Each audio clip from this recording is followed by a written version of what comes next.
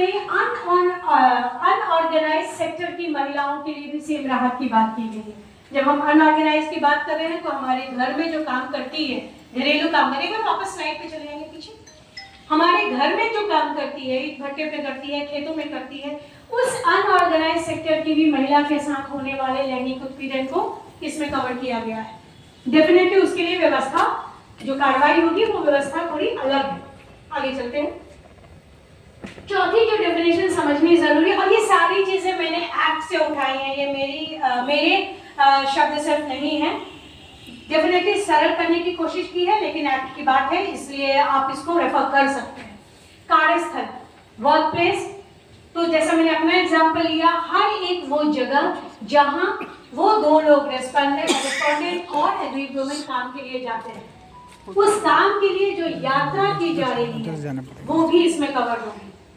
अगर ऑफिस की दी हुई व्हीकल है तो वो तो समझ में आता है, लेकिन अगर वेंडर की है, ट्रैवल एजेंसी की हमने लिया, हमने ट्रेन की यात्रा की, हमने फ्लाइट की यात्रा की, वो ऑफिशियल है, हम उसका ट्रैवल क्लेम, टिकट्स का क्लेम करते हैं क्योंकि वो ऑफिशियल है, हमें वो प्रिविलेज मिला है, तो वो ऑफिशियल ट्रैवल है। उस दौरान भी अगर महिला कलीग के साथ सेक्सुअल हैरेसमेंट का व्यवहार या कोशिश होगी तो वो जो अवधि है ट्रैवल की वो तक कवर होगा।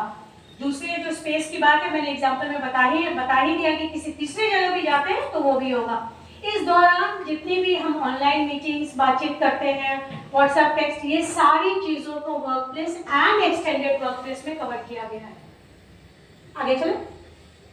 मैं थोड़ा रश इसलिए करी क्योंकि मुझे पहले ही बताया गया था कि समय कम है, नहीं तो मैं इस पर डिटेल में बात करती। इम्पॉर्टेंट है इस चीज को समझना, एक तरह से मेरा समराइजिंग स्लाइड है इन चारों डेफिनेशन को बताने के लिए कि कोई भी व्यवहार जो अनवेलकम है, सेक्सुअल इन नेचर है। सब्जेक्टिव शब्द का मैंने इस्तेमाल किया है जो एक्ट में भी कहा गया है, और उसको मैं थोड़ा सा क्लैरिफाई कर दूं।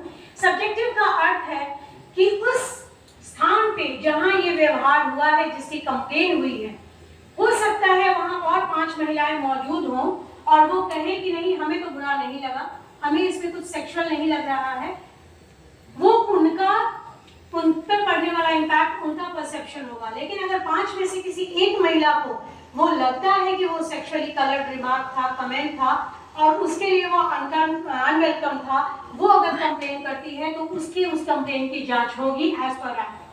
बाकी 4 को अगर गवाही में रिस्पोंडेंट नाम देना चाहे बेशक दे सकते हैं, गवाही भी ली जाएगी, लेकिन ये कहीं से तय नहीं होगा कि बाकी 4 को तो खराब नहीं लगा, इनको ये 5